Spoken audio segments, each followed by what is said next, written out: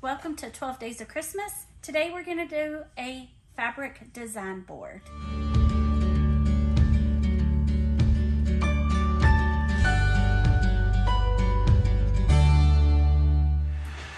So we have our 2.5-inch strip of scrap binding from another project. I have my scrap batting that's as big as I want my design board to be. For me, I'm doing a 15.5-inch square because that's the size of one of my squares that I had at home, zipped all the way around, and I'm set. This is just the thick foam poster board from the dollar store. So those are our supplies. So let's get started. I'm gonna take my binding strip and I'm gonna fold my raw edges into the middle and press them down, all the way down.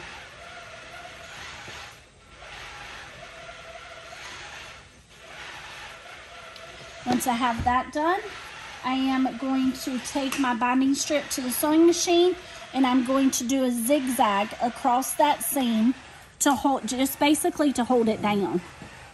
And it would just go right across this where my two raw edges meet. It just helps keep it neat.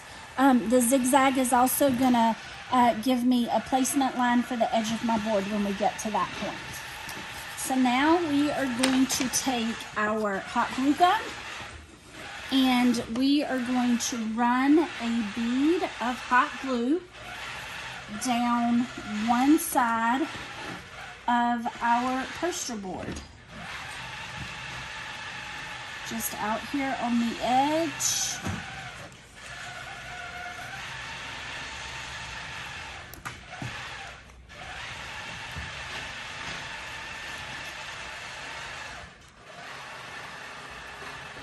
Just like that. And then once I get one side started, I am going to go ahead and adhere my one side of my batting. And I just gonna make sure I have edges overlapping everywhere, and I'm just gonna press that right down. And you can see I've got extra hanging off the edge. That's perfectly fine. We're gonna come back and trim that up. And I'm gonna do the other three sides.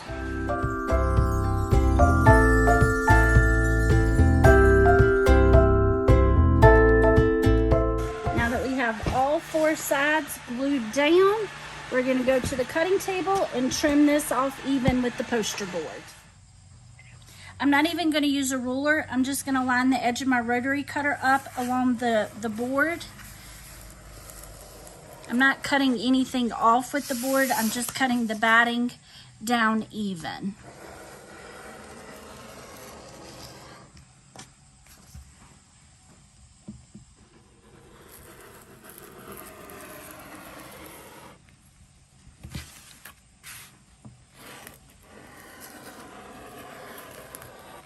These go together really fast and are a good way to use up some scraps.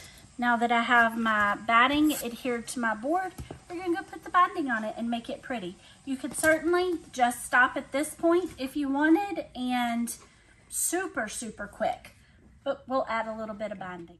I'm gonna put my bead of hot glue around the outside edge and adhere my binding as I go.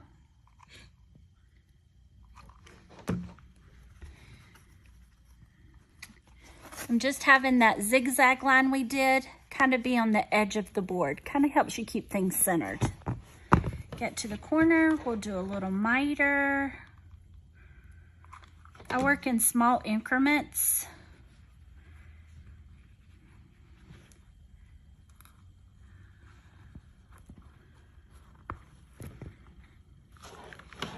If I get too far ahead, the glue dries before I get my binding stuck to it.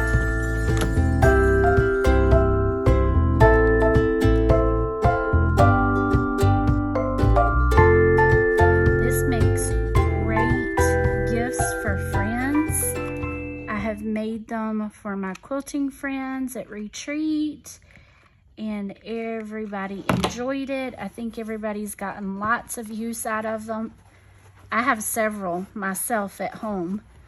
where I will place my block pieces on here to keep me organized as I'm ironing. And then I can just carry it from the ironing board to the sewing machine or whatever I need to do.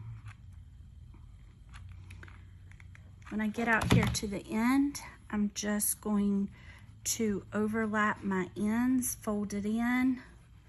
Let me grab my scissors. I'm just going to cut off where I think it would overlap a little bit by about 1 inch or so.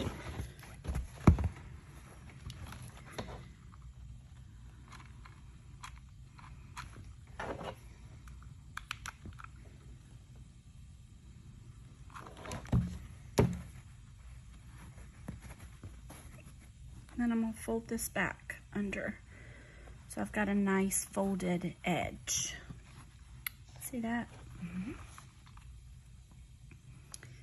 When you do this one, it works a little better to put the glue on the fabric. That way you know exactly how far down you need to go. Now that we have the front glued all the way around, flip it over. We're going to do the same thing on the back side.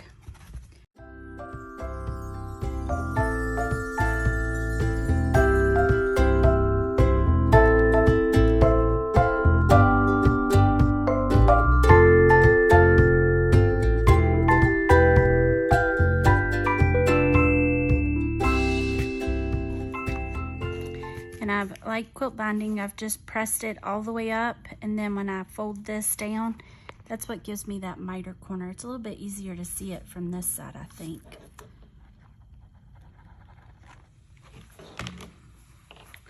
There we are. Design board all done. Ready for a quilt block.